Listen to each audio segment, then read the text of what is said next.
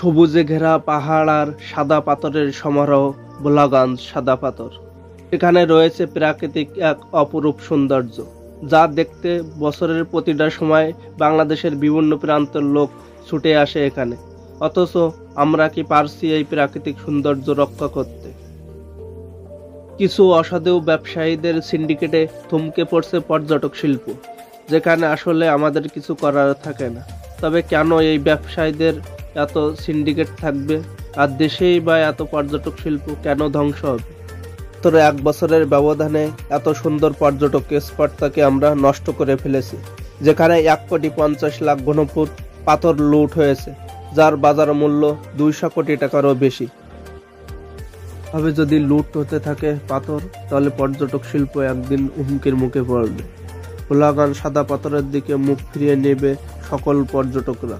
এত সুন্দর জায়গা আসলে আমরা হারাতে চাই না।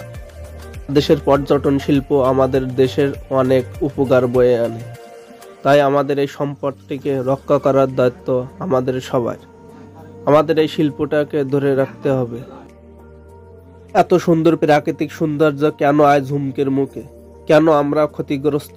এই পাথর শিল্প কারা ধ্বংস করেছে? এর পিছনে কাদের হাত আছে? প্রশাসনকে এর সঠিক তদন্ত করে বের করতে হবে, এবং এর পিছনে যারা জড়িত তাদেরকে অবশ্যই আইনের আওতায় এনে এদেরকে শাস্তি দিতে হবে। এত বড় প্রাকৃতিক সম্পদ কেন আজ হুমকির মুখে? কেন আমাদের পর্যটন শিল্পটাকে আমরা হারাতে বসেছি? যেখানে বিজেপি সবসময় টহল দেন, তাহলে এভাবে কেন লুটপাট হবে?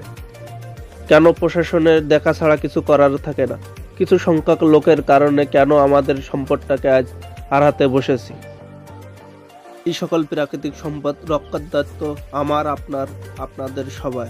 তাই আমাদের এই সম্পদটাকে টিকিয়ে রাখতে হবে, এবং এর পিছনে যারা দায়ী এদেরকে আইনের আওতায় এনে বিচার কার্যক্রম শুরু করতে হবে।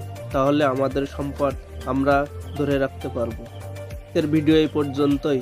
আপনাদের মূল্যবান কোনো মতামত থাকলে অবশ্যই কমেন্ট করে জানাতে পারেন। ধন্যবাদ সকলের।